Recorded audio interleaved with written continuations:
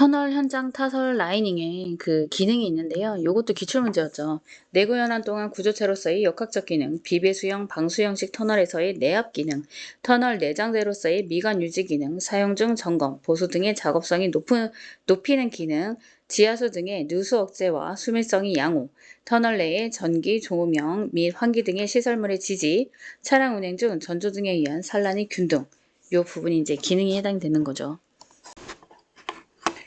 그 비배수형 터널과 배수형 터널의 적용 조건이 이제 기출 문제였는데요. 그거에 대해서 살펴보면 배수 터널과 비배수형 터널의 특징은 이제 배수공법 같은 경우는 완전 배수형, 부분 배수형, 외부 배수형 이렇게 종류가 있고요. 형식은 방수포를 청정부와 측벽부에 설치를 하고 유입수를 터널 내부로 유도하여 배수 처리를 하며 적용하는 거는 지질 조건이 양호하고 주변에 구조물이 없으며 지하 수위가 낮을 때 장점으로는 시공비가 적게 들고요. 단면 형성 조절이 가능하고 누수 시 보수가 용이하며 단점으로는 유입수 처리비가 발생하고 지하수위 변화로 인해서 주변 침하가 우려가 있는 거죠. 비배수 공법 같은 경우는 뭐냐면 그 지하수위가 많게 되면 그거 지하수 그 물을 배수 처리를 하다 보면 주변 집안에 영향이 갈 수가 있단 말이에요. 그럴 경우에는 이제 비배수 공법으로 이제 적용을 하는데요. 터널 전단면에서 방수포에 의한 차수청을 설치를 해서 지하수의 유입을 완전 차단시키는 거예요. 그래서 지질 조건이 불량하고 지하수 공급이 많을 때, 도심 등 주변에 중요 구조물이 존재할 때 적용을 하게 되는 거고요. 장단점으로는 이제 장점은 유지비가 적게 들고 지하수로 인한 주변 침하가 없다라는 거죠. 그리고 단점은 단면 형상 영향이 제한하고 누수시 보수가 어려우며 시공비가 많이 들고 고수준의 방수 기준이 요구된다는 점. 그래서 그 적용 조건이 이제 지질 조건이 양호하고 주변에 구조물이 없고 지하수위가 낮으면 배수공법, 지질 조건이 불량하고 지하수 공급이 많고 주변에 중요 구조물이 존재하면 비배수형 공법을 이제 적용하는 거예요. 2014년도에 그 도로터널 화재 예방 안전관리상 필요한 방지시설 5가지를 쓰고 그 내용에 대해서 설명하는 게 25점짜리 문제로 나왔었거든요. 근데 이게 5점짜리로 나온다고 하면 그 방지시설 5가지 쓰는 것만 나오도록 하겠죠. 소화설비, 경보설비, 피난대피설비, 소화활동설비, 비상전원설비, 소형차 전용 터널의 소화구조 활동시설 이렇게 이제 6가지인데요. 이 중에서 5가지 쓰라고 했으니까 소화설비, 경보설비, 피난대피설비, 소화활동설비, 비상전원설비 이렇게 쓰시면 될 것 같아요. 그리고 그거에 대해서 분류하고 내용을 쓰라고 했으니까요. 소화설비에는 그 종류가 차량 화재 시 화재의 진압 소화를 위한 설비이고 종류로는 소화기구, 옥내 소화전 설비, 물 분무 설비, 원격 제어 살수 설비가 있다고 쓰면 될 것 같고요. 경보 설비는 화재 사고 또는 침수 등의 긴급 상황을 도로 관리자 및 소방대 또는 경찰에게 전달하는 동시에 도로 이용자 등에게 사고의 발생을 알려주기 위한 시설인데요. 그거에 대한 종류는 비상경보설비, 자동화재 탐지설비, 비상방송설비, 긴급전화, CCTV, 자동사고 감지설비, 재방송설비, 정보표지판, 터널 진입 차단 설비 이렇게 있고요. 피난대피 설비 같은 경우는 이제 터널 내에서 화재 및 기타 사고에 직면한 도로 이용자 등을 안전지역으로 대피를 유도하기 위한 설비로서 안전한 공간 등을 말하며 대피를 직접적으로 지원하는 대피시설과 간접적으로 지원하는 비상조명 등과 유도 등 이런 거가 이제 피난 대피 설비고요. 종류로는 이제 비상조명 등 유도 등이 있고요. 피난 대피 시설은 피난 연결 통로, 피난 대피 터널, 격벽 분리형 피난 대피 통로, 비상주차대, 배면 대피 통로 이렇게 있어요. 소화활동 설비로는 이제 화재를 진압하는 인명구조 활동을 위해서 소방대나 관리자가 사용하는 설비인데 재현 설비, 무선통신 보조 설비, 연결 송수관 설비, 비상 콘센트 설비, 재현 보조 설비 이렇게 있고요. 비상전원 설비는 터널 내에서 정전 상황이 일어났을 때 비상조명 설비 등의 기능을 유지하기 위해서 소방펌프와 같은 비상설비에 대한 필요한 전원을 공급하기 위한 설비이고요. 종류로는 무정전 전원 설비와 비상발전 설비 이렇게 2가지가 있어요. 소형차 전용 터널의 소화구조 활동시설로는 이제 구조 및 교통 특성을 고려해서 긴급 상황 시 신속하게 소화 및 구조 활동을 위한 간이소방서 비상차로가 있는데 이 중에서 이제 간이소방서는 소형차 전용 터널에 진입이 가능한 소화 및 구급 차량을 비치하고 운영 인력이 상주하는 곳을 이제 간이소방서라고 하고요. 비상차로는 이제 간이소방서에 운영되는 구호 및 소방차가 터널 화재 지점까지 교통 상황을 영향을 받지 않고 신속히 도착할 수 있는 차로를 비상차로라고 하는 거예요. 그래서 이제 크게 5가지는 소화 설비, 경보 설비, 피난 대피 설비, 소화 활동 설비, 비상 전원 설비, 소형차 전용 터널의 소화 구조 활동 시설 이렇게 6가지가 있고요. 그 해당되는 종류로는 소화 설비는 소화 기구, 옥내 소화전 설비, 물분무 설비, 경보 설비는 비상 경보 설비, 자동 화재 탐지 설비, 비상 방송 설비, 긴급 전화, CCTV, 자동 사고 감지 설비, 재방송 설비, 정보 표지판, 터널 진입 차단 설비, 피난 대피 설비는 비상 조명 등, 유도 등, 피난 대피 시설은 피난 연결 통로, 피난 대피 터널, 격벽 분리형 피난 대피 통로, 비상 주차대, 배면 대피 통로 이렇게 있고요. 소화 활동 설비로는 재현 설비, 무선 통로 보조 설비, 연결 송수관 설비, 비상 콘센트 설비, 재현 보조 설비, 비상 전원 설비로는 무정전 전원 설비, 비상 발전 설비, 소형차 전용 터널의 소화 구조 활동 시설은 간이소방서, 비상차로 이렇게 있고요. 요거는 일단 그 도로 터널 방제 환기 시설 설치 및 관리 지침에 나오는 게 있고요. 이게 2025년 3월 10일 이제 개정이 됐어서 요것도 뭐 종류 정도 나오는 거는 나올 수도 있을 것 같아요. 그래서 요거를 한번 자세히 볼게요. 방제 시설의 종류, 아까 위에 표를 이제 풀어서 놓은 거거든요. 그래서 방제 시설의 분류로는 크게 이제 아까 말했듯이 이제 소화 설비가 있고요. 소화 설비, 경보 설비가 있고, 그 다음에 이제 피난 대피 설비, 소화 활동 설비, 그리고 이제 비상전원 설비와 이제 소형차 전용 터널의 소화 구조 활동 시설 이렇게 있다라고 했어요. 그 중에서 이제 소화 설비는 도로 터널 내에서 소화 설비는 차량 화재 시 화재 진압 소화를 위한 설비로서 소화기, 소화전, 물분무 소화 설비가 있다. 그리고 원격 제어 살수 설비 가 있으면 작동 방식에 따라 수동식과 자동식으로 소화 설비로 나누게 된다. 소화기구로는 이제 소규모 화재의 초기 소화를 목적으로 사람이 직접 조작하여 소화 약재를 방출하는 기구이며 사용 대상이 터널 이용자라는 점을 고려해서 운반 및 취급이 용이하도록 선정하고 접근이 용이한 위치에 설치하도록 해야 하며 옥내 소화전 설비는 화재에 대한 주체적인 소화 설비이며 호스 및 방수 노즐을 이용해서 소화 용수를 방출하는 소화 설비로 터널 내 소화전은 호수 연결 시 옥내 소화전을 말한다. 호스 연결 시 옥내 소화전, 물분무 소화 설비는 미분무 소화 설비를 포함하고요. 고압, 중압, 저압의 소방 용수를 물분무 헤드 또는 노즐에 의해서 입자상으로 방출하여 질식 냉각 작용에 의해서 화재의 연소 및 확대를 억제하여 대피자를 보호, 소화활동 지원, 구조물의 보호를 위한 설비고요. 질식 냉각작용에 의해 화재를 연소 확대를 억제하는 설비. 원격 제어 살수 설비는요. 소형차 전용 터널 및 방음 터널에서 화재 발생 초기에 터널 관리자가 원격 제어에서 신속하게 화재를 진압하는 소화 설비를 이제 원격 제어 살수 설비라고 하고요. 두 번째, 경보 설비는 화재 사고 또는 침수 등의 긴급 상황을 도로 관리자나 소방대, 경찰에게 전달하는 동시에 도로를 이용하는 사람에게 사고의 발생을 통보하는 설비로서 사고 발생을 관리자에게 알려주는 그 비상 경보 설비, 긴급 전화 및 자동 화재 탐지 설비와 관리자가 상황을 접수한 후에 터널 이용자에게 다시 알려주는 비상 경보 설비, 비상 방송 설비, 정보 표지판, 재방송 설비가 있어요. 비상 경보 설비는 사고 당사자 또는 발견자가 수동 조작해서 사고를 통보하여 사고 발생 위치를 인식할 수 있도록 터널 내에 경보를 발하여 터널 부근 및 터널 내 도로 이용자에게 사고 발생을 신속하게 통보하기 위한 설비로 발신기한 이제 비상벨로 구성된 거고요. 자동 화재 탐지 설비는 화재로부터 발생하는 열, 연기, 빛 등을 자동 감지해서 화재 발생 위치를 수신반을 통해 관리사무소나 통합관리센터의 관리자에게 알리기 위한 시설이 자동 화재 탐지 설비고요. 긴급 상황 시 차량에서 탈출한 터널 이용자 등에게 스피커를 통해서 비상 상황을 전파하고 대피 안내 등 적절한 정보를 제공하기 위한 확성 방송 설비로서의 비상 방송 설비, 사고 당사자 또는 발견자가 사고 발생할 도로 관리자 등에게 연락하기 위한 전원 비상전화 시스템인 긴급전화, 그리고 터널 내 재해 발생했을 때 상황을 파악하고 사고 발생 유무를 감시하며 대피시설과 터널의 일정 간격으로 설치하여 터널 전체를 사각지대 없이 감시할 수 있도록 하며 화재 사량의 규모나 위치를 확인하여 재현 설비의 운전 및 대피를 유도하기 위한 설비로서 평상시에는 터널 내의 교통 흐름을 감시하고 있다가 향후 터널 내의 교통 정보를 입수할 수 있는 설비로도 활용할 수 있는 거고요. 향후에는 영상 요구 감지 설비의 도입으로 고려해서 이런 설치 방법을 변경할 계약할 수 있도록 하는 게 이제 CCTV예요. 감시용 텔레비전 설비로서의 CCTV.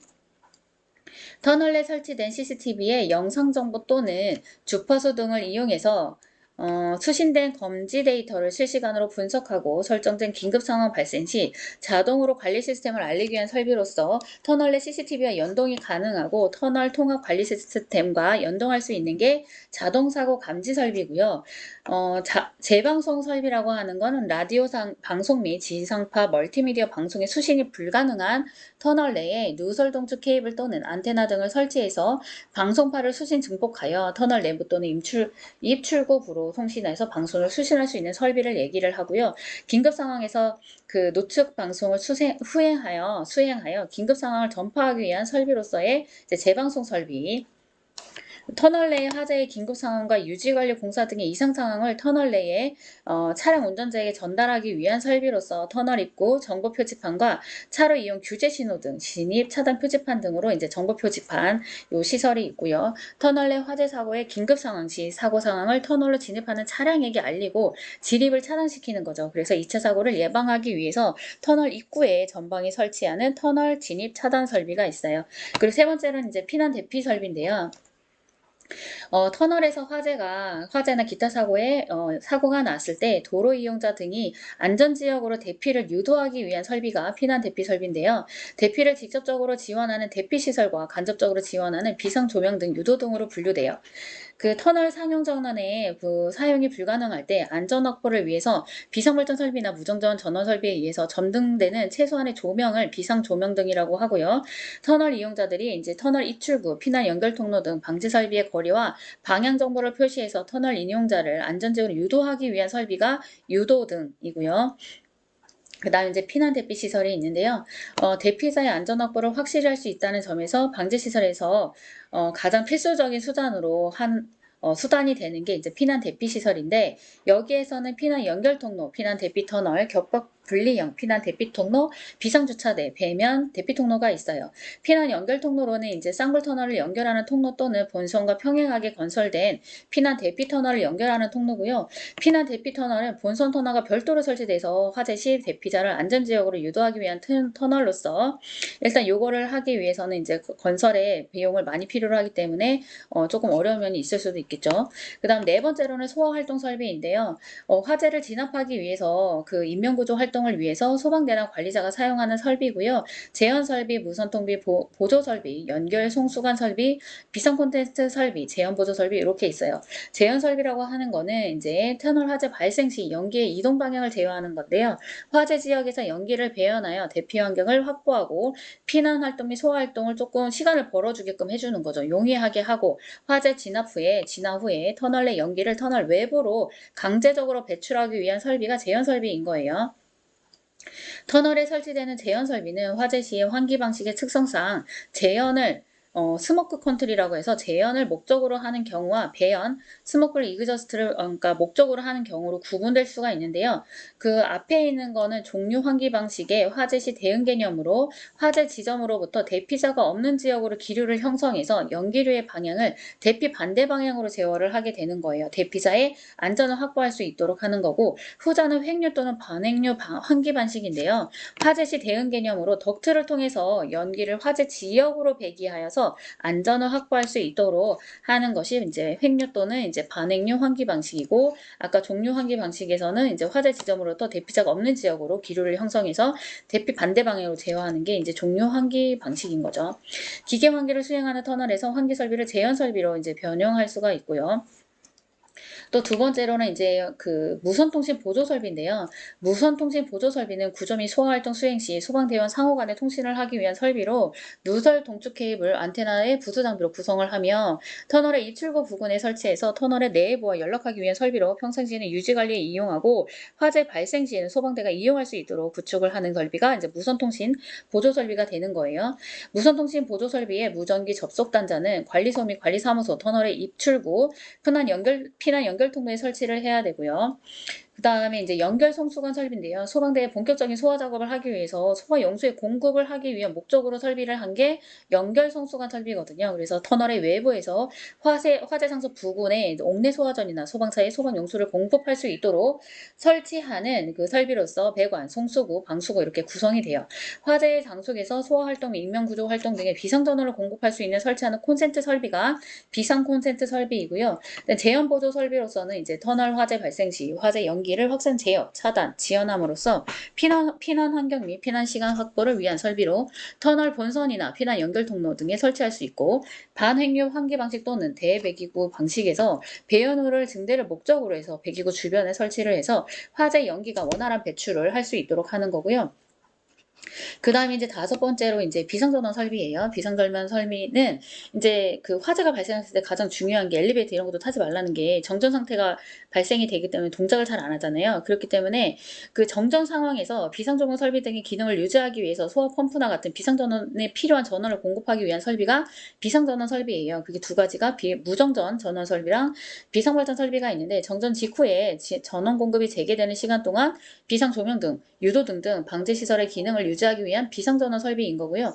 원동기에서 발전기를 구동시켜서 발전하는 설비로 장시간 동안 방제 시설의 기능을 유지하기 위해서 비상전원을 공급하는 목적으로 하는 게 비상발전 설비인 거예요. 그리고 마지막으로 소형차 전용터널에 소화구조 활동 시설이 있는데요. 구조 및 교통 특성상 고려해서 긴급 상황 시 신속하게 소화구조 활동을 위한 간이소방서와 비상차로인데 여기서 간이소방서는 소형차 전용터널에 진입이 가능한 소화 및 구급 차량을 비치하고 운영 인력이 상주하는 곳을 말하며 간이소방서에서 운영되는 구호 및 소방차가 터널 화재 증원까지 교통 상황에 영향을 받지 않고 신속히 도착할 수 있는 차로를 비상차로라고 하는 거예요. 그래서 이렇게 6가지 크게 있다는 거, 요거라도 이제 5점짜리 나오면 암기할 수 있도록 해야 되긴 할 것 같아요. 안전보건 규칙에 나오는 이제 후드 부분이 있는데요. 인체에 해로운 분진, 효음, 미스트, 증기 또는 가스 상태의 물질을 배출하기 위해서 설치하는 국소배기 장치 후드의 기준에 맞도록 해야 되는 부분이 있는데요. 그 기준이 유해 물질이 발생하는 곳마다 설치를 하고 유해인자의 발생 형태와 비중, 작업 방법 등을 고려해서 해당 분진 등의 발산원을 제어할 수 있는 구조로 설치할 것. 후드 형식은 가능하면 포이식 또는 부수식 후드를 설치를 하고 외부식 또는 리시버식 후드는 해당 분진의 발산원에 가장 가까운 위치에 설치하도록 할 것.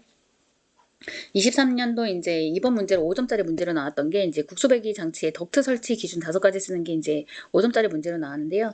덕트 부분에 대해서는 이제 분진 등을 배출하기 위해서 설치하는 국소배기 장치의 덕트에 대한 기준 사항은 가능하면 길이는 짧게 하고 굴곡부의 수는 적게 할 것, 접속부의 안쪽은 돌출된 부분이 없도록 하고 청소를 설치하는 등 청소하기 쉬운 구조로 하며 덕트 내부에 오염물질이 쌓이지 않도록 이송 속도를 유지할 것, 연결 부위 등은 외부 공기가 들어오지 않도록 할 것. 방식과 횡류 환기 방식, 반횡류 환기 방식이라는 용어가 종종 나오거든요. 그래서 요걸 한번 정의를 하고 넘어갈게요. 일단 여기에서 주의할 게 뭐냐면 우리가 생각할 때 종방향이 수직 방향이고 횡방향이 가로 방향이라고 생각하는데 터널에서 생각하실 때는 좀 반대로 생각하셔야 돼요. 그래서 종류라고 하는 것은 터널의 길이 방향이 되는 거고요. 횡은 그 터널의 바닥에서 천장까지를 그거를 이제 횡방향이라고 할 거거든요. 그래서 종류 환기 방식이라고 하는 거는 터널 안에 배기가스와 연기를 배출을 어떻게 하냐면 출입구 그 터널의 길이 방향으로 종방향으로 해서 환기하는 방식을 종류 환기 방식이라고 할 거고, 근데 터널 안에 배기가스와 연기 등을 배출을 하는데 바닥에서 천장으로 그 방향으로 환기하는 방식이니까 우리가 생각할 수 있는 게 덕트 이용해서 그 배기시키는 거를 이제 생각할 수 있겠죠. 그래서 세 번째는요, 반횡류 환기 방식은 2개 섞은 거예요. 그래서 어떻게 하냐면, 예를 들어 덕트에서 그 신선한 공기를 이제 덕트를 통해서 공급을 한다라고 하면 오염된 공기는 어떻게든 내보내야 되잖아요. 그거를 터널의 종방향으로 해서 흘려 내보내는 거를 급기 반행류라고 하고요. 그 다음에 이제 그 덕트에서 그 오염된 공기를 내보낸다라고 하면 신선한 공기를 이제 터널 종방향으로 해서 유입할 수 있도록 하는 방식이 이제 반응류 환기 방식에 속하는 거예요. 그래서 종류 환기 방식, 횡류 환기 방식, 반응류 환기 방식이 있다. 도로터널 방제 환기 시설 설치 및 관리에서 소화활동 설비 중에 제연 설비 그 부분이 나오는데요. 그 부분을 한 번 더 정리하고 갈게요. 그 소화활동 설비에서는 그 제연 설비와 무선 통신 보조 설비, 연결 송수관 설비, 비상 콘센트 설비, 제연 보조 설비 이렇게 있는데요. 그 중에서 제연 설비고요.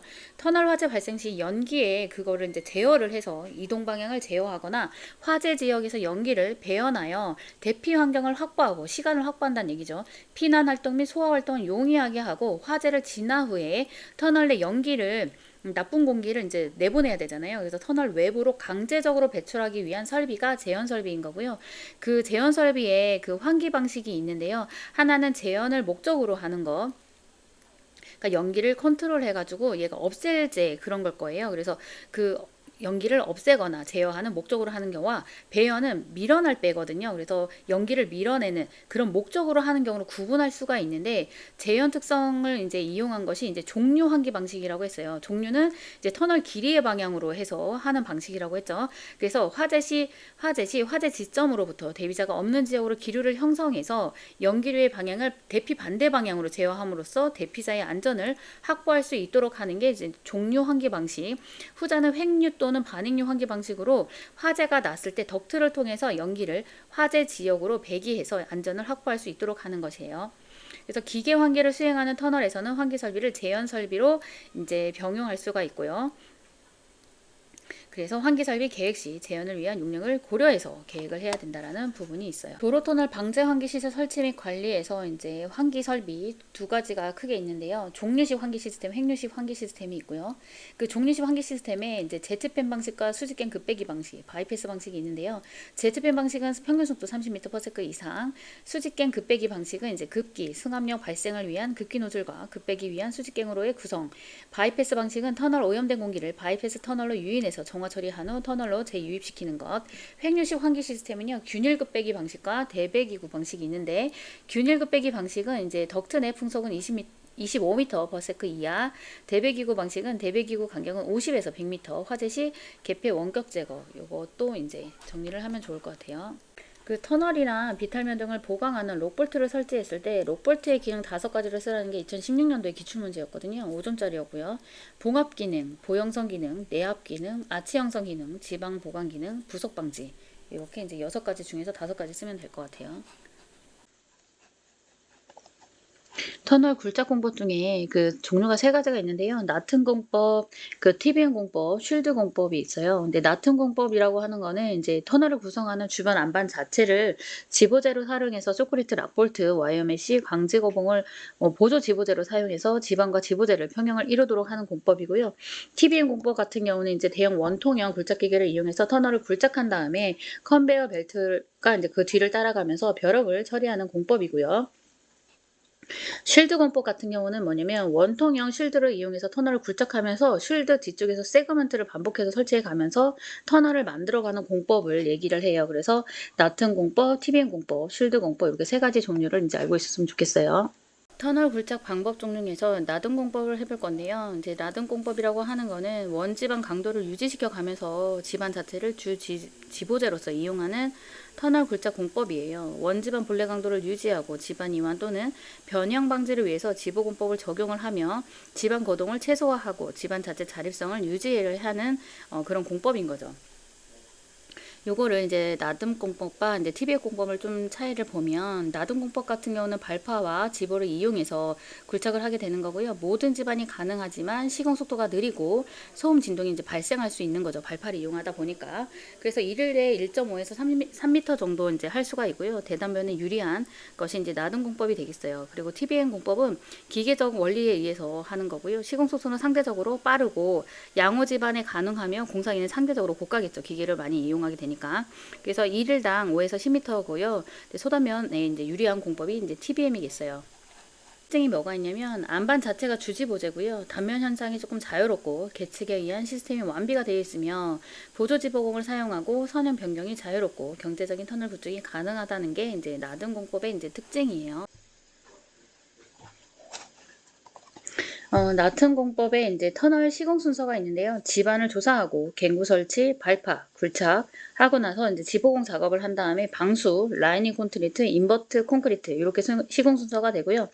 지반 조사에서는 이제 토층 분포, 지하 수위, 지반 지지력 등 정밀 조사를 하게 되고 갱구를 설치하는데 지반 조사 후에 시공 시 흙막이 지보공 등 적절한 지보재를 보강하고 발파 책임자를 지휘하도록 하며 여부를 적게 하기 위한 제어 발파 공법을 적용을 해야 하며 굴착할 때는요 지질 상태를 파악 후 쇼크리트, 락볼트 추가 시행, 용수 마늘 씨는 이제 보조 공법을 실시를 하게 되고요. 지보공 작업을 할 때에는 이제 쇼크리트가 있는데요. 이것도 이제 시험 문제에 나왔었죠. 그 암계 분락 및 지반 이완 방지, 굴착면 붕괴 방지, 그리고 아치형 충력으로 지반의 하중 부담, 응력 집중 방지, 그리고 부착력에 의해서 안정성 확보. 쇼크리트의 이제 기능으로 해서 이제 또 이것도 기출 문제였어요. 와이어 메시는 쇼크리트 타설 시 부착력이 증가시키기 위해서 스틸 립은요 쇼크리트와 와이어 메시면의 밀착, 쇼크리트 경화까지 지보 효과가 있고 록볼트 이것도 이제 시험 문제였죠. 록볼트의 이제 효과, 봉합 기능, 보형성 기능, 내압 기능, 아치 형성 기능, 지방 보관 기능, 부속 방지 기능 요 기능도 이제 시험 문제였어요. 요것도 그리고 쇼크리트의 기능 요것도 시험 문제였고요. 그리고 록볼트 작업 전에 검토 항목은 뭐냐면 집안의 강도, 균열 상태, 용수 상태, 시공 관리 용이성, 정착의 확실성에 대한 검토를 해서 록볼트를 설치를 하게 되고요. 방수 같은 경우는 돌툴불을 제거를 해서 시공을 하고 부직포 방수 시트 재료로 해서 방수 조치를 하며 라이닝 콘크리트 이것도 시험 문제였죠. 라이닝 콘크리트. 쇼크리트가 공급 발생되지 않도록 시공을 하면서 한 구간 연속 타설로 해서 이 역할이 뭐가 있냐면 구조체로서의 역할이 있어요. 갱고보 이완 하중 저항토록 설계해야 하며 내압 기능, 비배수 터널에서 수압에 저항토록 설계, 내구성 확보, 주지보의 강도 저하, 방리 등 내구성 우려 시 내구성 확보, 미관 유지, 불착면 풍화 방지, 조도 개수 향상. 이게 이제 라이닝 콘크리트의 이제 기능인 거고요. 그다음에 마지막으로 이제 인버트 콘크리트가 있는데요. 터널 하부 콘크리트 시공으로 구간이 긴 경우에 적당한 간격의 줄눈을 설치하는 건데 요거에 대한 역할은 변형 현저한 지반, 터널 안정성 도모하고요. 팽창성 안반, 지형 편함 예상이 되는 경우에 내공변이 제어 이런 부분이 있어요. 그리고 나튼 공법에 이제 붕괴 원인이 뭐가 있냐면 지하 수위의 변화, 하중 집중, 응력 변화, 용출수 발생, 지반 침하, 진동 충격이 있고요.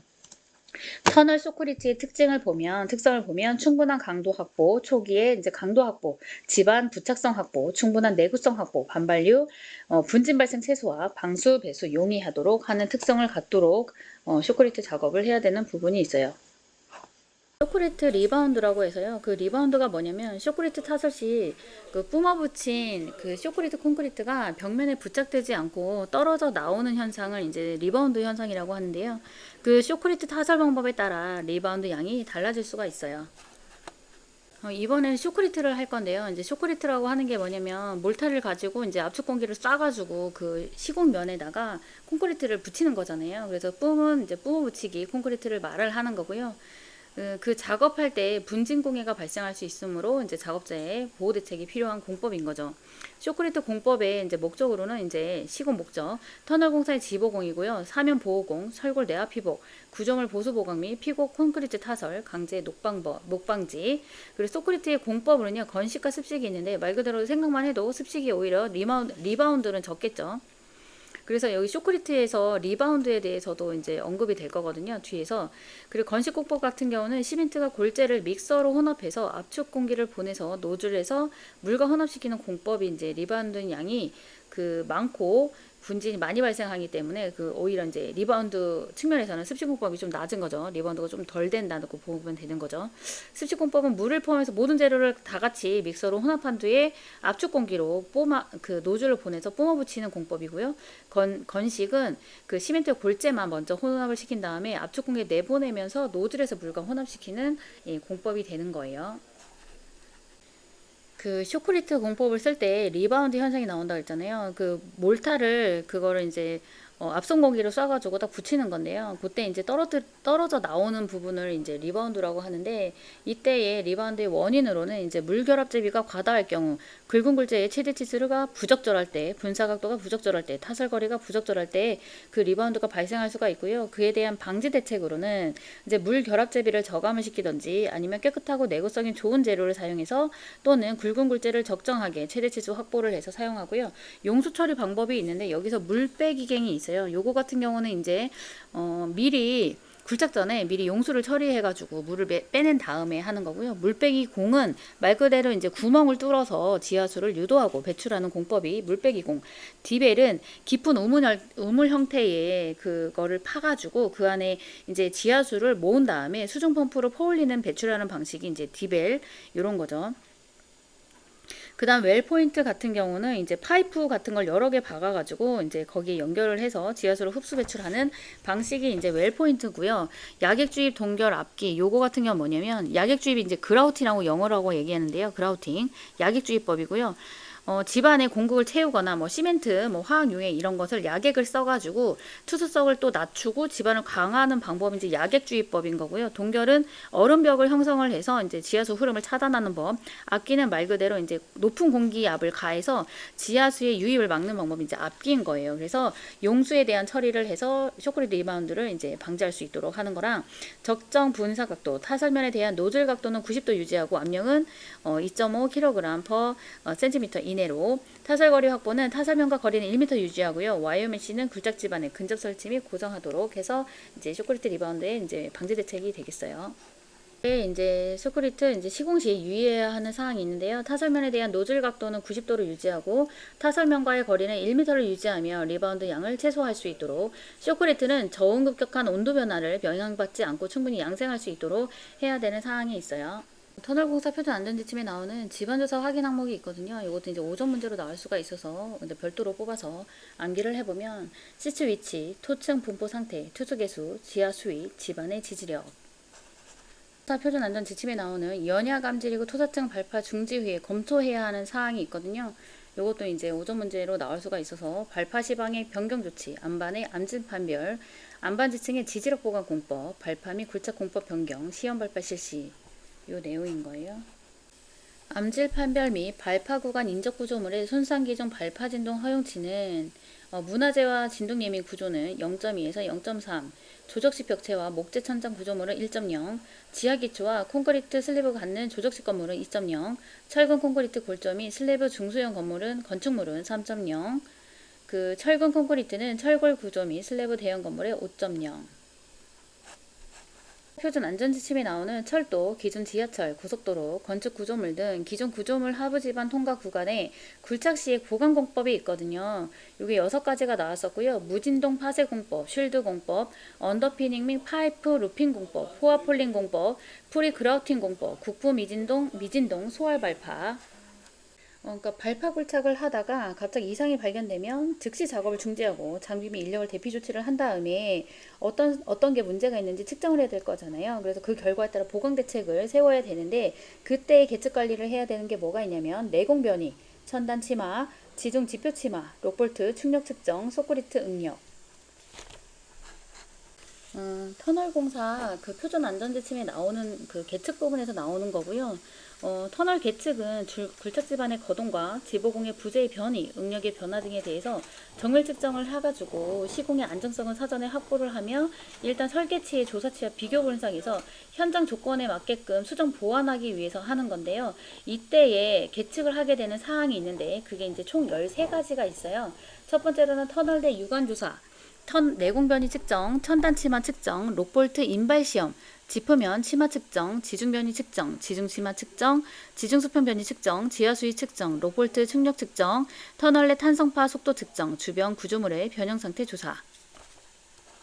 그 터널 공사 표준 안전지침에 나오는 이제 기계 굴착을 할 때 그 로드 헤더, 쉴드 머신, 터널 보어링 머신 등의 굴착 기가를 선정할 때 고려해야 하는 사항이 있거든요.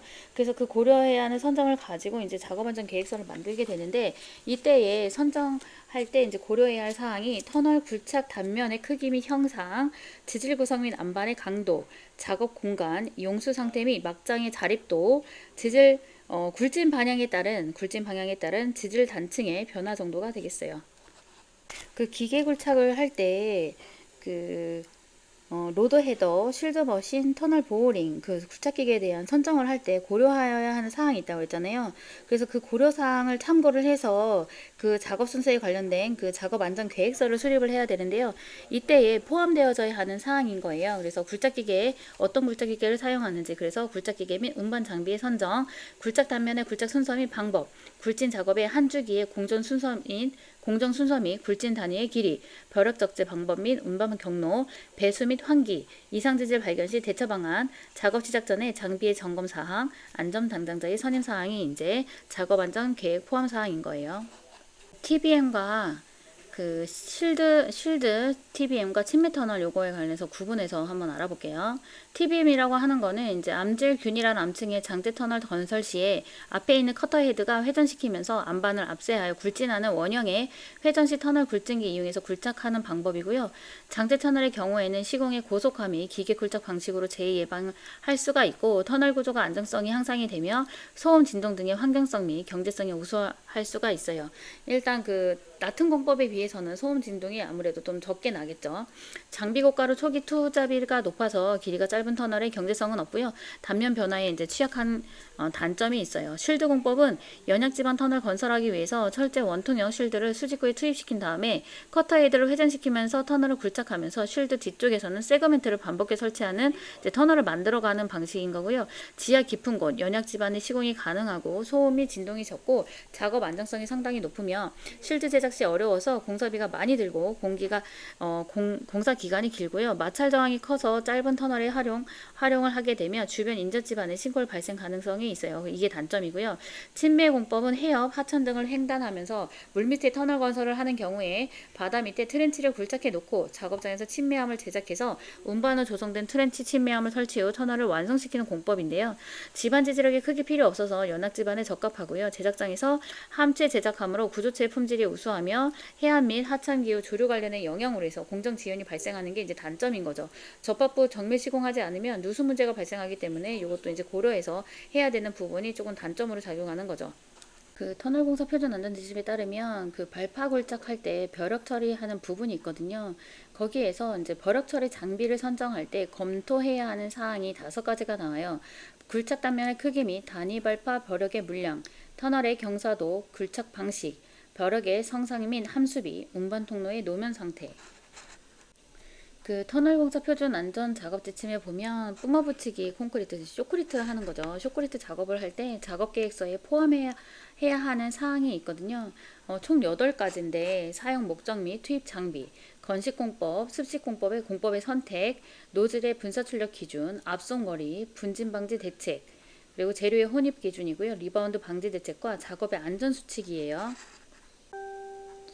터널 공사 표준 안전 지침에서 뿜어 붙이기 콘크리트, 즉 쇼크리트죠. 지반 및 안반의 상태에 따라서 뿜어 붙이기 콘크리트의 최소 두께 기준이 있거든요. 약간 취약한 안반은 2cm, 약간 파괴되기 쉬운 안반은 3cm, 파괴되기 쉬운 안반은 5cm, 매우 파괴되기 쉬운 안반은 7cm, 그리고 팽창성의 안반은 15cm예요. 터널 공사 표준 안전 지침에서 록볼트를 작업하기 전에 검토해야 하는 사항이 있거든요. 지반의 강도, 전리의 간격 및 방향, 균열의 상태, 용수 상황, 천공 직경의 확대 유무 및 경도, 보아홀의 거리 정도 및 자립 여부, 뿜어 붙이기 콘크리트 타설 방향, 시공 관리의 용이성, 정착의 확실성, 경제성. 터널 공사 표준 안전 지침, 콘크리트 라이닝 및 거푸집 작업하는 거기에 포함되어 있는 사항인데요. 이동식 거푸집을 이제 사용할 때 준수해야 할 사항이 뭐냐면, 이동식 거푸집을 제작할 때에는 충분한 작업 공간을 확보하고요. 볼트, 너트 등을 이용해서 견고하게 고정을 하여야 하며 비틀림 전단 운영에 대해서 점검을 해라. 그리고 이제 거푸집 이동할 때 궤도를 사용을 한다라고 하면 침하 방지를 위해서 집안의 다짐, 평등도를 사전에 점검하고 침목 설치 상태, 레일의 간격 등을 사전 점검해라. 그리고 이제 장시간 방치를 한다라고 하면요, 이동식 거푸집을요. 그러면 잭프로의 나선 파손, 유압 실린더, 플레이트 등 파손 및 이완 유무를 재확인을 하고요. 교체, 보완, 보강 등의 조치를 하여야 하는 부분이 있고, 콘크리트 타설 하중 및 타설 충격에 의해서 거푸집의 변이, 이동 방지의 목적으로 가설 앵커, 쐐기 등의 설치를 하여야 하는 조치 사항이 있어요. 터널 공사 표준 안전지침에 콘크리트 라이닝 및 거푸집 작업에서 그 조립식 거푸집 준수 사항이 또 있거든요. 뭐가 있냐면 조립 순서에 준수를 해서 조립을 하도록 하고요. 해체 시는 이제 순서는 조립 순서를 역순으로 하는 것이 원칙으로 하고, 조립식 거푸집을 해체할 때는 그 순서에 의해서 부재를 정리정돈하고 부착 콘크리트, 유해물질 등을 제거를 하며 힌지 체크 이런 부분은 그 윤활유를 주입해서 하도록 하고요.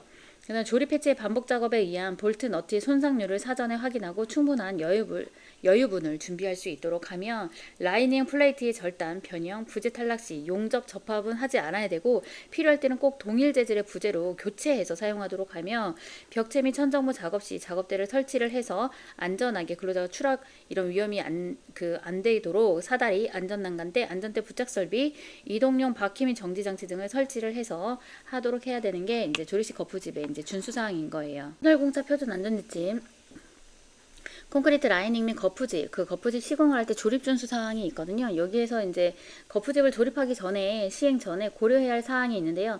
콘크리트의 일회 타설량과 타설 길이, 타설 속도를 고려를 해야 되고, 거푸집의 측면판은 당연히 콘크리트의 타설 측압 및 압축력이 충분히 견디는 구조여야 되는 거죠. 그리고 몰탈이 새어나가지 않도록 원집안에 밀착 고정을 시켜야 되는 부분이 있고요. 그다음에 콘크리트 이제 거푸집을 해체하기 전에 꼭 필요한 강도가 달할 때까지 거푸집을 제거하지 않아야 되는 부분이 있고, 이것은 이제 시방에 양생 기준을 준수하도록 하여야 하고요. 거푸집을 조립할 때에는 그 철근의 앵커 구조와 피벽 구조 등을 확인해서 철근의 변이, 이동 방지용 쐐기 설치 상태를 확인하여야 한다라는 부분이 있어요. 터널 작업면에 그 종용 장치 및 설치를 확인해서 그 터널 작업면에 조도 기준이 있거든요. 지켜야 할. 요것도 이제 중요하긴 하죠. 막장 구간은 70럭스 이상이고요. 터널 중간 구간은 50럭스 이상, 터널 이출구, 수직구 구간은 30럭스 이상 되겠어요. 터널 공사 표준 안전지침에 보면요. 터널 내에 누수로 인해서 배수 방수 계획을 수립을 해야 되거든요. 근데 배수 및 방수 계획을 수립을 할 때 시공 계획에 포함되어져야 하는 사항이 있는데 총 6가지고요. 지하 수위 및 투수 개수에 의한 예상 누수량 산출, 배수 펌프 소요 대수 및 용량, 배수 방지계 선정 및 집수구 설치 방식, 터널 내부 누수 개수 조사 및 점검 담당자 선임, 누수량 집수 유도 계획 또는 방수 계획, 불착상부 집안의 체수대 조사. 터널에서는 누수 처리 이런 부분이 되게 중요한데요. 그래서 배수 방수는 되게 중요한 것 같아요. 누수에 의해서 주변 구조물이 침하하거나 터널 붕괴로 근로자에게 피해를 줄 경우에 대비를 해서 어떤 사항을 준수해야 되는데요. 그게 뭐가 있냐면 터널 내 누수 개소, 누수량 측정 등을 목적으로 하는 담당자를 선임하고요. 누수 개소를 발견할 시에는 토사 유출로 인해서 상부 집안의 공급 발생 여부를 확인하고 규정된 용량의 용기에 의한 분당 누출, 누수량을 측정해야 돼요. 쇼크리트 부위에는 이제 토사 유출의 용수 발생 시 즉시 작업을 중단하고요. 지중 치마, 지표면 치마 등의 계측 결과를 확인해서 정밀 지반 조사 후에 급결 그라우팅 등의 조치를 취할 수 있도록 해야 돼요. 그리고 누수 및 용출수를 처리를 해야 되는데 처리를 할 때 설치해야 되는 게 이제 집수유도랑 방수 조치하는 거잖아요. 근데 요거를 설치하기에 앞서 먼저 누수 용출수에 대한 확인 사항이 있어요. 그래서 확인 사항이 5가지가 있는데, 누수에 의해서 토사의 혼입 정도 여부랑, 그리고 이제 배면 또는 상부 지층의 지하 수위 및 지질 상태를 확인하고, 누수를 위한 배수로 설치 시 탈수 또는 토사 유출로 인한 붕괴 위험성 검토, 방수로 인한 지수 처리 시 배면 과다 수압에 의한 붕괴 임계 한도, 용출 수량의 단위 시간 변화 및 증가량에 대한 것을 확인을 한 다음에 집수 유도로 설치를 하고 방수 조치를 해야 되는 부분이 있어요.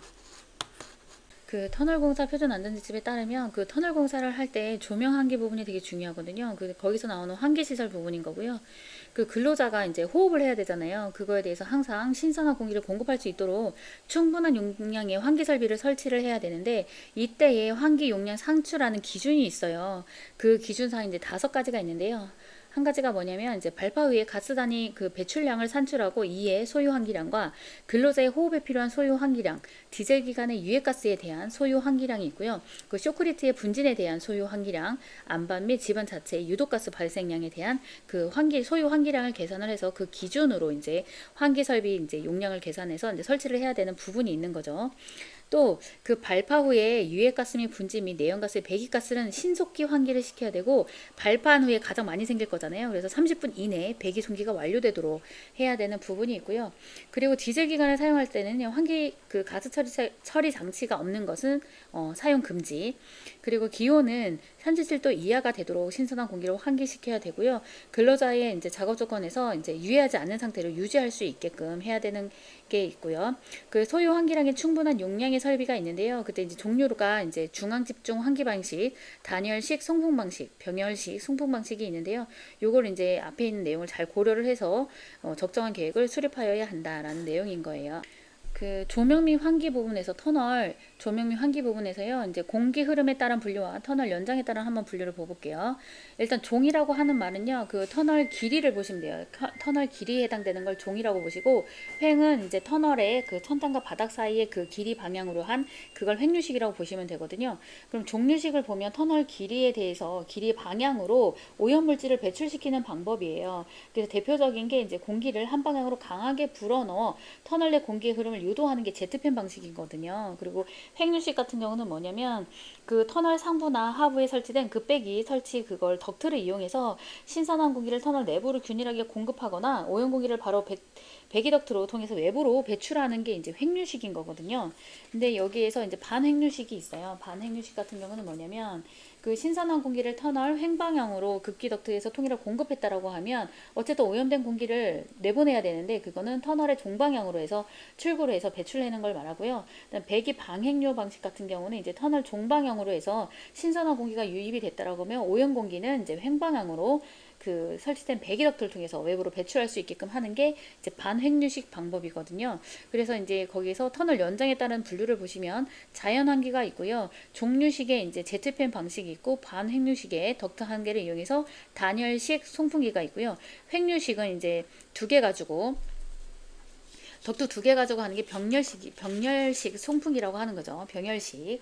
그래서 그 덕트에서 이제 배기 급기 다 하는 거죠. 배기 급기 다 하는 거. 그게 행류식인 거고요. 그다음 중앙 집중 환기식 같은 경우는 이제 종류식이고요. 수직갱 사용하는 거. 이렇게 구분하시면 될 것 같아요. 그 발파 표준 안전작업 지침에 관련돼서는요, 한 네다섯 개만 보고 넘어갈게요. 그 발파 작업을 할 때 일반 안전 기준 사항인 거고요. 일단 발파 작업을 할 때 이제 산업재해 예방을 하기 위해서 작업 계획서를 작성을 해야 되는데, 이때 해당하는 사항이 뭐가 있냐면 포함해서 이제 작업 계획서를 세워야 하는 그 내용이 발파 작업 장소의 지형 지질, 지층의 상태, 발파 작업 방법 및 순서, 발파 작업 장소에서 굴착계계 등의 운행 경로 및 작업 방법, 토사 구충물 등의 붕괴 및 물체가 떨어지거나 날아오는 것을 예방하기 위해 필요한 안전조치, 내우나 모래폭풍이 접근하고 있는 경우에는 화학류 취급이나 사용 등 모든 작업을 중지하고 근로자들을 안전한 장소로 대피하는 방안, 발파 공별로 시차를 두고 발파하는 지발식 발파를 할 때 비산 진동 등의 제어 대책을 이제 포함을 해서 작업 계획서를 작성을 해야 되고요. 그 작업 계획서 그 작성하는 것 외에 발파 작업으로 인해서 토사 구충물 등의 붕괴나 물체가 떨어지거나 날아올 위험이 있으면 근로자가 위험하잖아요.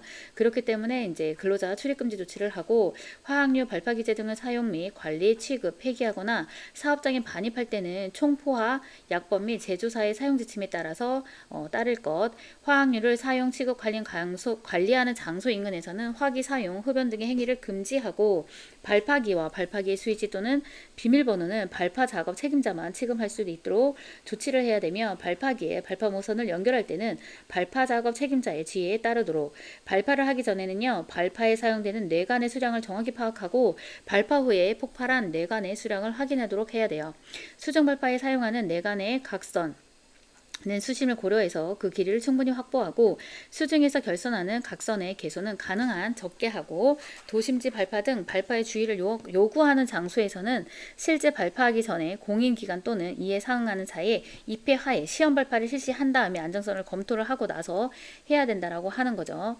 다시 한번 보면 그 발파 작업을 할 때 작업 계획서에 포함되어져 있는 사항만 먼저 보고 갈게요.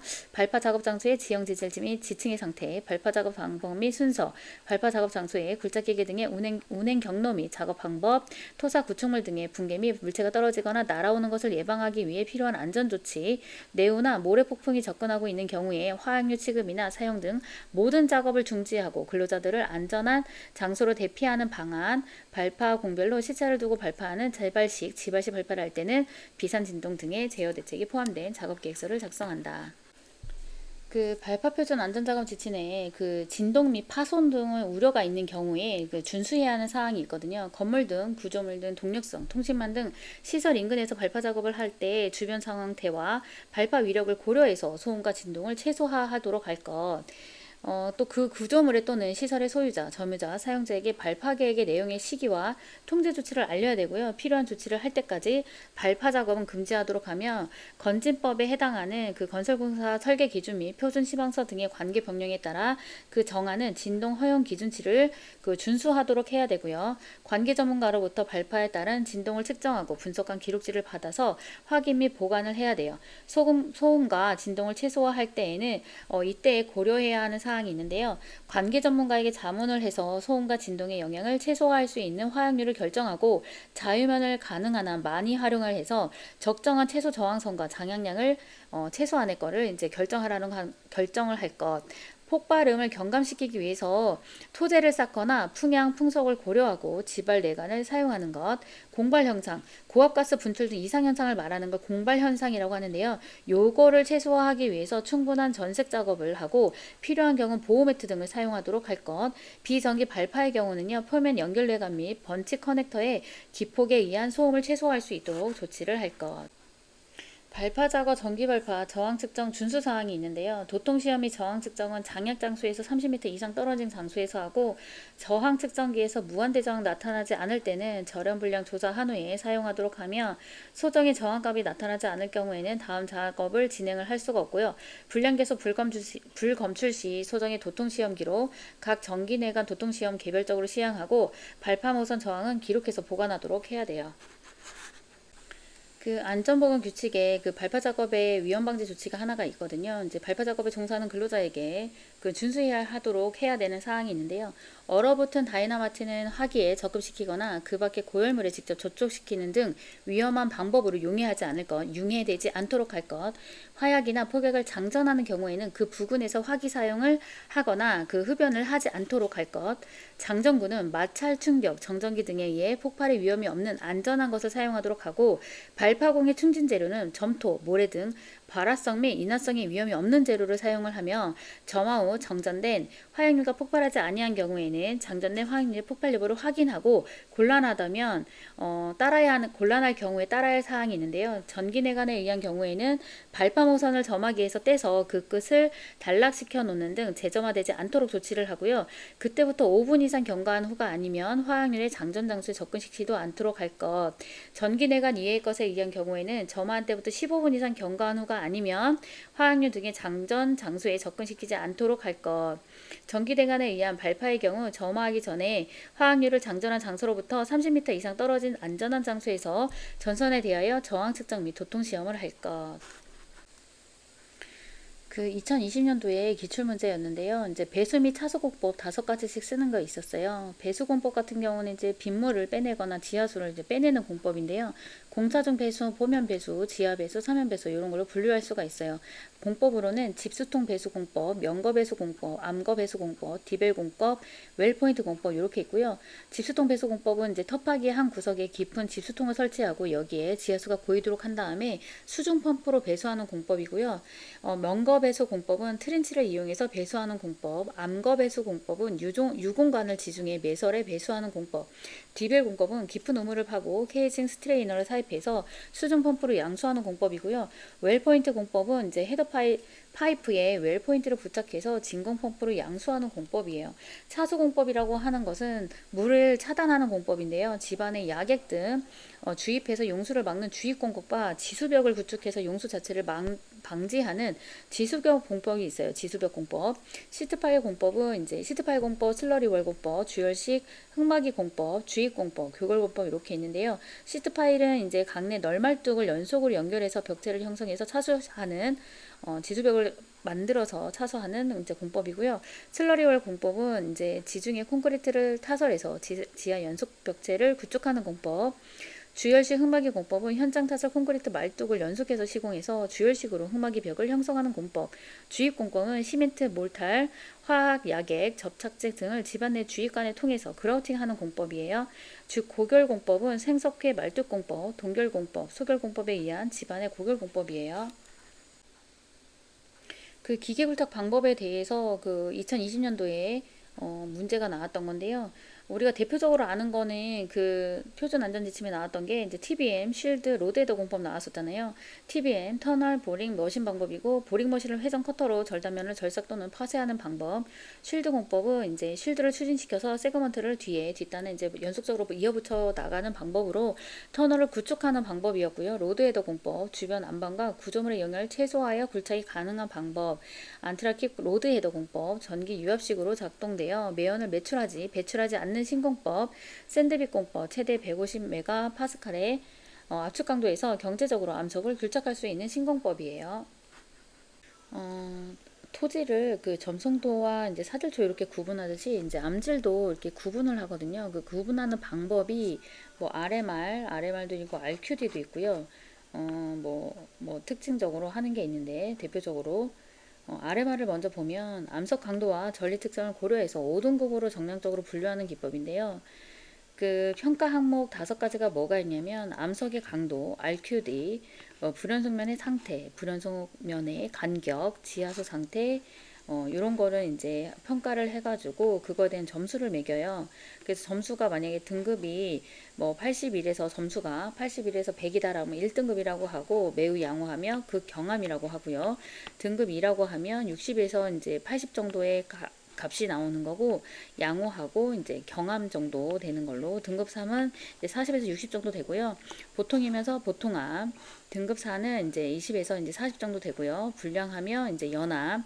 등급 5는 이제 22하고요. 매우 불량하고 풍함 정도 되는 거예요. 그래서 등급 구분이 이제 5단계니까 용이하고요. 방학성 이제 주양과 경사에 대한 교정 필요가 하고, 안반 분류에 활용해서 터널의 지보제 선정에 적용하고, 무지보 유지 시간에 선정을 할 때 이제 참고할 수 있는 게 이제 안반 분류법 중에 RMR이 있고요. 그 다음에 이제 RQD가 있는데요.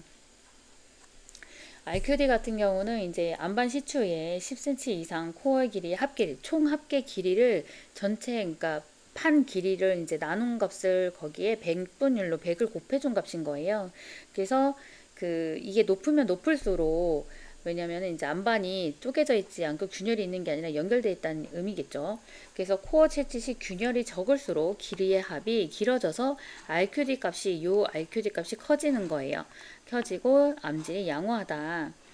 요거 같은 경우는 이제 5등급으로 하고요. 요것도 그 98에서 100점 정도 되면 매우 양호하고, 등급 2는 60에서 80, 등급 3은 이제 보통이 40에서 60, 등급 4는 20에서 40.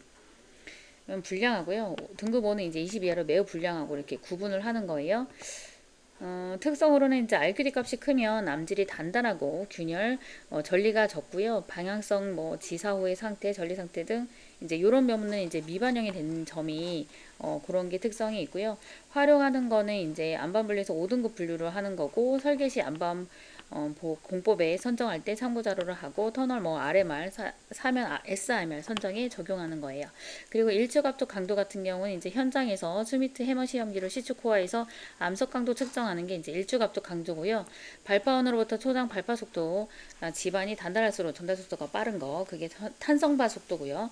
발파에 의한 진행 속도를 파악하는 게 이제 진통치 속도, 이런 게 있어요. 그리고 그 18년도에 이제 안반 분류법에 대해서 크 시스템에 대한 분류법이 나왔었거든요. 여기서 그 요소가 뭐냐라는 게 요거 6가지, 요거 RQD랑 SRF, JR, JW, JN, JA 요거에 대해서 요 요소를 쓰는 게 이제 기출 문제였거든요.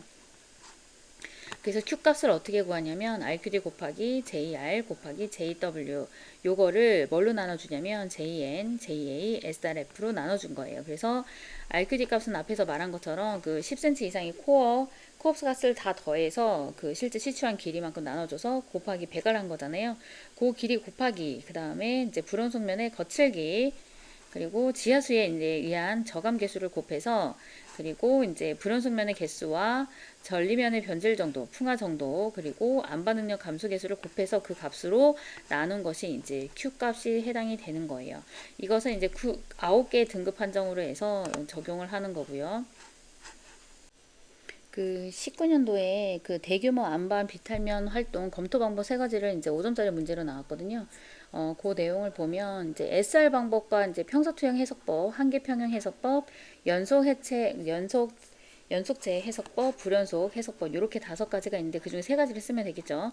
SMR 같은 경우는요. 아까 좀 전에 설명드렸던 이제 RMR의 분류 방법을 보정해서 예비적인 안정성을 검토하는 방법이에요. 전체적인 암질과 불연속면의 반응성을 고려해서 평사투영 해석법 같은 경우는 이제 안반사변의 해석을 할 때 예비평가 단계에서 현장 내 계략적인 안정성 평가하는 방법인 거고요. 한계 평형 해석법 같은 경우는 이제 활동면의 파괴체에 작용하는 힘들의 평형을 해석해서 활동력과 저항력의 비로 산출을 했고요. 평사투영 결과에 비해서는 조금 더 그 정량적이면서 좀 더 자세하게 정밀 해석에 활용이 되는 거죠. 원형 파괴는 절편법이고요. 평면 쐐기, 전도 파괴는 블록법으로 해석을 해요. 연속 해체 해석법은 이제 비틀면에서 발생하는 변이 또는 집안의 소성화 구건과 응력 상태를 정밀하게 확인하고자 하는 경우 수행하며 중요도가 큰 비탈면에 적용하여 안정성을 판단하는 경우. 그래서 연속적인 거는 뭐 FEM, FDN, 불연속 해석법은요 개별 요소법이라고 하고요. 뚜렷한 불연속면 구조가 발달한 안반 비탈면에 가능한 거. 그래서 DEM 이렇게 보시면 될 것 같아요. 대규모 안반 비탈면 활동 유형에는 크게 이제 평면 파괴, 쐐기 파괴, 전도 파괴, 원호 파괴 이렇게 4가지로 크게 분류를 하는데요. 그 평면 파괴 같은 경우는 이제 단일 불연속면에 그 비탈면 경사보다 만만하고 마찰각보다 급한 경사를 가지면 비탈면 경사 반응과 불연속면의 경사 반응이 유사할 때 발생을 해요. 그래서 두 번째 그림이 이게 평면 파괴거든요. 쐐기 파괴는 2개 이상의 불연속면이 교차해요. 형성된 쐐기형 암계가 교선 방향으로 활동하는 파괴를 얘기하고요. 그 세 번째 그림이 이제 쐐기 파괴인 거예요. 전도 파괴는 불연속면이 비탈면 경사와 반대 방향으로 급경사를 이루고 이 불연속면을 따라 안반블록이 전도되면서 환기되는 파괴가 이 4번째 그림이 전도 파괴예요. 원호 파괴는 이제 불연속면이 매우 조밀하고 안반이 심하게 풍화되거나 파사되어 토사처럼 거동할 때 발생되는 파괴로 연속체 해석을 적용할 때 이제 되는 게 이제 원호 파괴 되는 거죠. 원형 파괴, 원호 파괴 이렇게 돼요. 일단 또 터널 굴착할 때 여굴이라는 문제가 있어요. 근데 설계된 굴착 그거보다 실제 굴착된 단면이 더 커지는 현상을 말하는데요. 그 원인으로는 이제 설계된 위치의 각도가 다르게 천공되거나 그 외곽공에 과도할 경우에 이제 여굴이 발생하게 되고요. 화약 장향량이 과도하거나 포각 간의 간격이 너무 부적절할 경우에 불필요하게 안반 파괴가 더 발생이 되는 거죠. 그리고 또한 뭐 지보재를 굴착 후에 쇼크리트나 록볼트 이런 지보재를 신속하게 설치를 해야 되는데 만약에 못했거나 해서 이제 지보량이 충분하지 않아서 주변 안반이 이완이 돼가지고 여굴이 더 추가 진행될 수 있는 그런 부분이 있는 거예요. 그래서 굴착 시 라이닝 설계 두께선보다 외측으로 생기게 되는 여굴이 많으면 라이닝 비용과 토합의 영향이 있어서 가능한 적게 해야 되는 부분이 여굴인 거고요. 여굴의 원리는 이제 설계 불량, 시공 불량, 계측 관리 미흡, 장비 문제 및 기능공의 숙련도 요에 따라서 여굴 원인이 되고요. 여굴 대책 같은 경우는 이제 정확히 산정하는 게 좋겠죠. 천공 위치 정확히 산정, 제어 발파 실시, 기계 굴착을 선택하고 발파 후 쇼크리트 바로 해야 되겠죠. 그거를 이제 이완되기 전에 정밀 및 적정 폭약 사용, 지발내관 사용, 내관 지연 작용으로 인해서 일정 시간 지연 후 폭발, 뭐 요거 대한 내용이 되겠어요. 그 터널 붕괴 원인과 대책을 한번 해볼게요. 터널의 붕괴 원인으로는 이제 터널 상부 구조물의 하중이 과하거나 편토합이 작용하고 연악 지반에 굴착할 경우 산사태가 발생했거나 지하수 용수가 용출했거나 진동 충격으로 인해서 이제 터널 붕괴가 될 수가 있고요. 터널 붕괴를 이제 안전하게 하기 위해서 붕괴가 안 되게 하기 위해서 대책으로는 이제 적정한 지보재, 소크리트, 락볼트, 록볼트 같은 지보재를 설치를 하게 되고요. 배수 처리를 위해서 이제 수발갱, 집안 보강공법을 채택하고 계측 관리를 해야 되고 라이닝 두께 및 강도를 확보하며 인버터 콘크리트의 시공, 막장면의 이제 벤치컷 이런 부분으로 이제 터널 붕괴를 이제 대책을 세우게 되는 거예요. 터널 낙관사고 방지 및 막장면의 안전조치 부분인데요.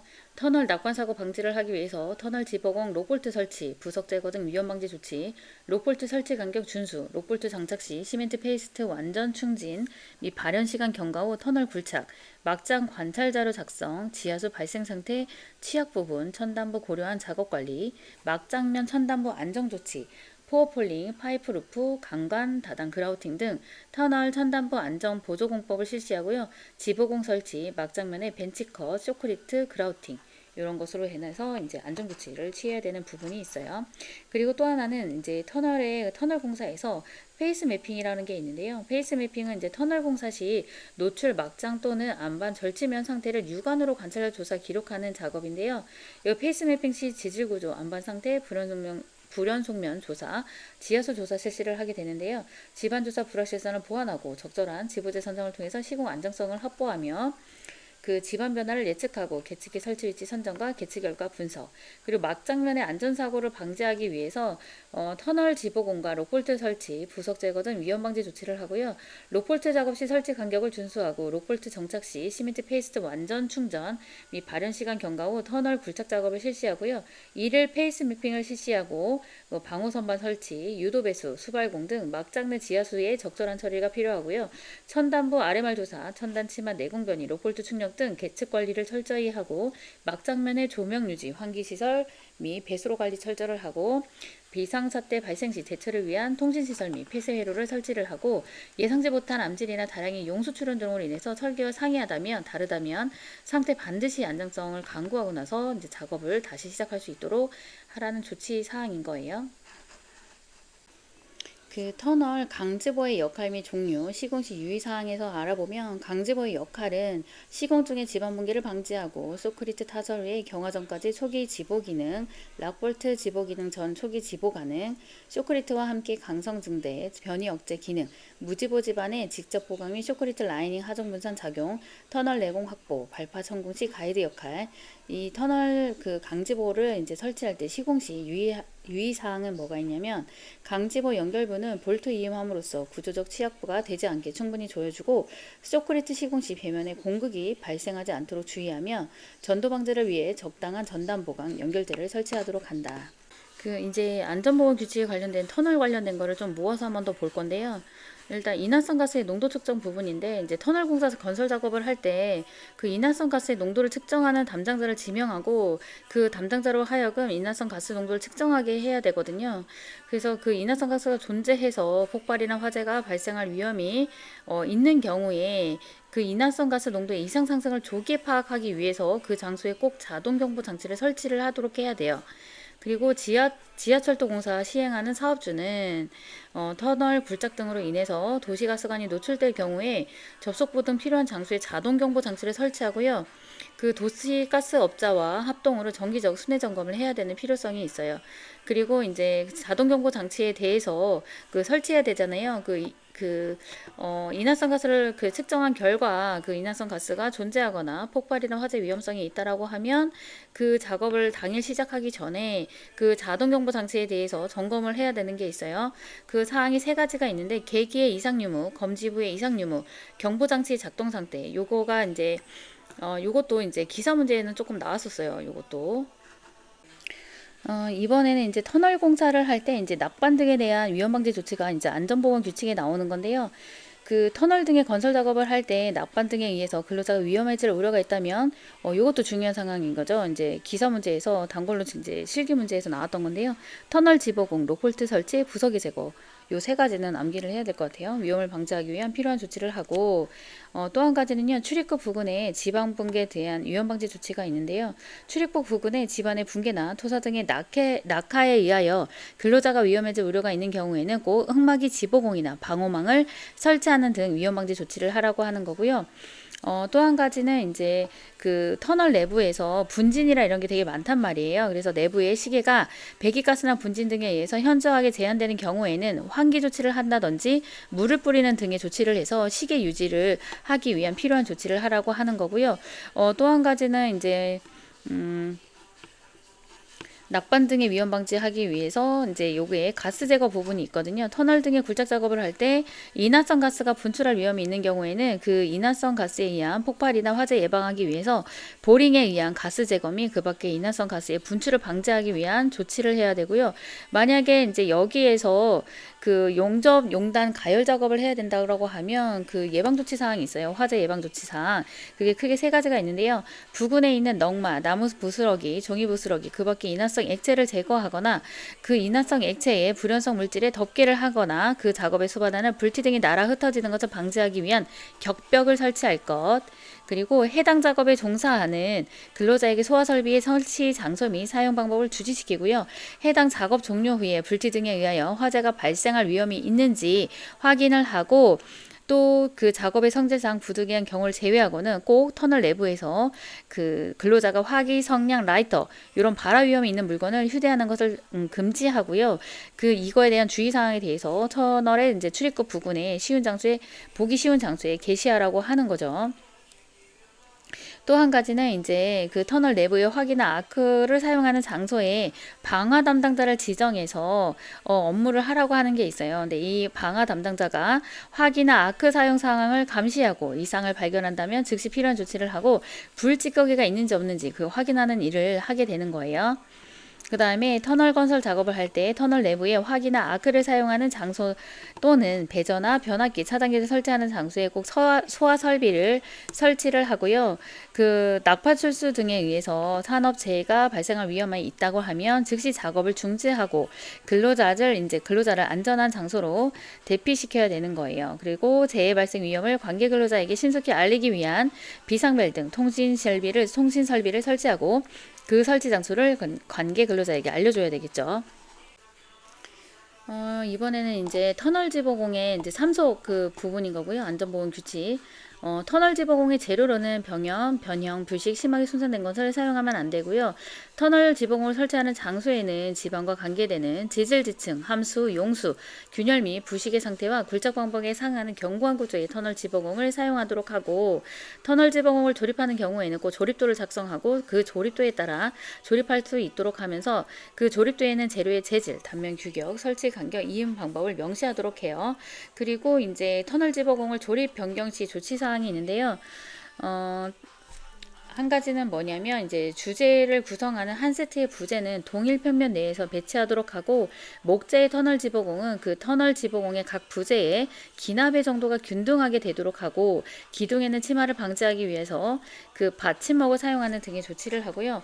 강아치 지보공을 조립하는 경우에는 조립 간격은 조립도에 따르고 주제가 아치 작용을 충분히 할 수 있도록 쐐기를 박는 등의 필요한 조치를 하며 연결 볼트 및 띠장 등을 사용해서 주제 상호간을 튼튼하게 연결하고 터널 등의 출입구 부분에 받침대를 설치하며 낙하물이 근로자에게 위험을 미칠 우려가 있는 경우에는 널판 등을 설치하도록 한다. 목재 지주식 지보공 같은 경우는요. 주기둥은 변이를 방지하기 위해서 쐐기 등을 사용해서 집안을 고정시키고 양 끝에는 받침대를 설치를 하며 터널 등의 목재 지주식 지보공에 세로 방향의 하중이 걸림으로써 넘어지거나 비틀어질 우려가 있는 경우에는 양 끝 외의 부분에는 이제 받침대를 설치하도록 하고 부재의 접속부는 꺽쇠 등으로 고정을 시켜요.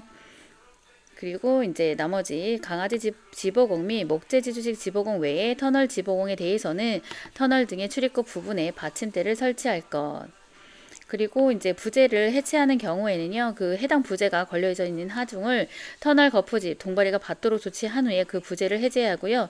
또 한 가지는 이제 터널 지붕을 설치할 경우에 수시 점검을 해야 되는데 이때 점검 사항이 있어요. 점검을 해서 이제 보수할 사항이 뭐가 있냐면 부재의 손상, 변형, 부식, 변이 탈락의 유무 및 상태, 부재의 기납의 정도, 부재의 접속부 및 교차부의 상태, 기둥치마의 유무 및 상태고요. 그다음에 그 터널 거푸집 동바리 재료도 역시 변형 부식 심하게 손상된 것은 사용 금지. 그리고 터널 거푸집 및 동바리에 걸리는 하중 또는 거푸집의 형상 등에 상응하는 견고한 구조의 터널 거푸집 동바리를 사용할 것. 이렇게 돼. 터널 라이닝에서 한번 더 볼게요. 그 터널 라이닝은 장기간 집안 압력 등 하중을 지증하고 균열, 변형, 붕괴, 누수 예방을 위한 2차 지보공으로 터널 단면을 피복하는 개념으로 설계를 하는 건데요. 그 터널 라이닝의 기능이 이게 그 기출문제였잖아요. 구조체로서의 역할, 내압 기능, 내구성 확보, 미관 유지 기능, 굴착면의 풍화 방지, 조도 계수 향상, 터널 라이닝 시공 시 유의사항이 있는데요. 시공 단면은 굴착 단면의 형상에 적합하고 하중을 충분히 지지할 수 있을 것, 라이닝 현상은 환기 조명 등 부속 설비, 설치 공간을 충분히 확보할 것, 라이닝 설치 전 용수 대책을 철저히 검토할 것, 콘크리트 품질 관리와 시공 관리를 철저히 할 것, 건조 수축 등 균열이 발생하지 않도록 할 것, 라이닝 균열의 발생 원인은 양생 기간이 부족, 그 수축 팽창 온도 변화, 라이닝 두께 부족, 집안 팽창, 편압 발생, 지하 수압, 균열 발생에 대한 것을 이제 저감해서 줄일 수 있는 방안으로는 콘크리트의 섬유 보강제 혼입, 시공 이음부 처리, 피복 확보 및 균열 방지 철근, 온도 방향 제어, 배면 공동 그라우팅, 거푸집 타령 시기 준수, 하중 작용 요인 제거, 기초부 지지력 확보, 수분 양생, 콘크리트 라이닝 타설 순서 조정, 누수 대책 고려된 줄눈 설치.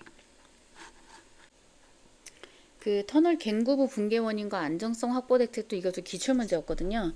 그 터널 갱구부의 붕괴 원인에서 이제 터널 갱구부가 뭐냐면 터널 갱구부는 터널 길이 방향으로 안정적인 토피가 확보되는 범위로 편토합 작용과 사면 안정에 대문제가 발생되지 않도록 안전한 시공과 유지 관리가 필요한 거예요. 필요한 부분이 이제 터널 갱구부인데요.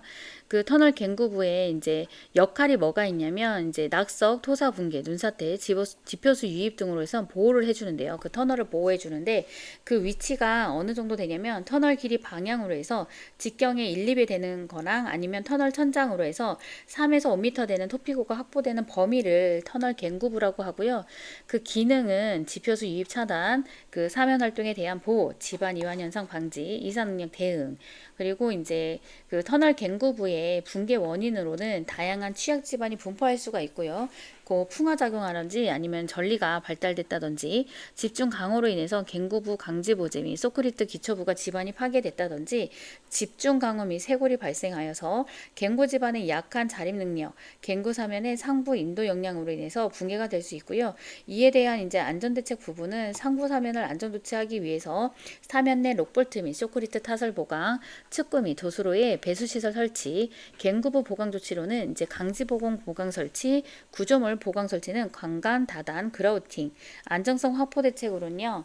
그 편토합 예방 대책은 사면 보강 공법, 압성토 공법으로 토피고 보강, 편토합 상쇄하는 거고, 지보공 보강 공법은 락볼트 시공, 인버트 콘크리트 보강, 사면 안정화 대책은 사면 보호 보강 공법으로 억지 말뚝, 소일 레일링, 어스 앵커, 사면 구배를 완화시키고 토피 부족 안정성 확보 대책으로는 이제 굴착 후에 와이어 메시 콘크리트 타설로 인해서 이제 그 터널 갱구부의 안정성을 확보하는 거예요.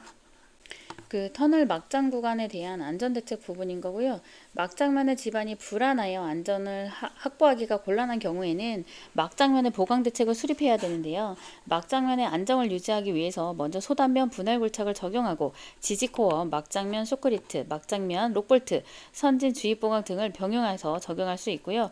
막장면에서 다량의 용출수가 발생할 경우에는 그 차수 또는 유도 배수공을 설치하여야 하고요. 그 막장면을 장시간 존치하여야 할 경우에는요. 막장면의 장기 안정을 확보할 수 있는 대책을 적용해야 되고 연약 지반에 위치하거나 과대 변이가 예상된다면 가인버트 또는 인버트를 설치를 하고 굴착 단면을 조기에 폐합해야 돼요. 막장면 관탈 조사 결과는 굴재 및 지보제 설치 현황과 연계해서 막장면의 안전 수준 파악과 시공 관리에 활용하여야 되고요. 막장면 관탈 조사 결과 자료는 전자문서 형태로 자료화하고 수급인은 공사 감독자가 실시간으로 확인할 수 있도록 조치를 취해야 돼요. 이제 터널 굴착 시에 용수 대책이 되게 중요한데요. 터널 굴착 용수 대책에 대해서 다시 정리를 하면 이제 정의 같은 경우는 터널 굴착 시 용수는 집안 연약화를 시키고요. 쇼크리트의 부착성을 저하시키고 리바운드 양을 증가시킬 수 있는 원인으로 작용을 하는데요. 그거에 대한 이제 대책을 수립을 해야 되는데 이 문제점이 뭐가 있냐면 아까 말했듯이 쇼크리트 부착력 감소, 시공성, 안정성 저하, 집안 연약화, 지보공 침하, 막장의 북락에 대한 이제 문제점을 발생을 일으키는 게 용수고요. 그렇기 그렇기 때문에 이제 용수를 이제 대책을 세워야 되는데 배수공법과 이제 지수공법이 있어요. 그 배수공법은 이제 물빼기갱, 물빼기공, 디벨, 웰포인트, 지수공법은 야객주입, 동결공법, 압기공법 이렇게 있어요. 그 물빼기갱은 이제 갱내 우회갱 분기에서 용수배수로 지하 수위를 저하시키는 공법이고요. 물빼기공은 갱내 대수층에서 물빼기공을 천공해서 구멍을 뚫어서 지하 수위를 저하시키는 공법이고, 디벨 공법은 수중 펌프로 지하 수위를 저하시키는 법, 웰포인트는요 집수 파이프를 심어서 진공 펌프로 배수시키는 공법이고요. 지수 공법은 이제 야객을 주입시켜서 그 주입관을 통해서 지중해 그라우팅을 해서 균열, 공급 충전으로 집안을 고결시키고, 동결은 일시적으로 동결시켜서요 그 안정화시킨 후 구조물을 축소시키는 거. 압기 공법은 압축 공기를 가압으로 해서 지하수 용술 방지를 시키는 게 이제 지수 공법으로 해당이 돼요.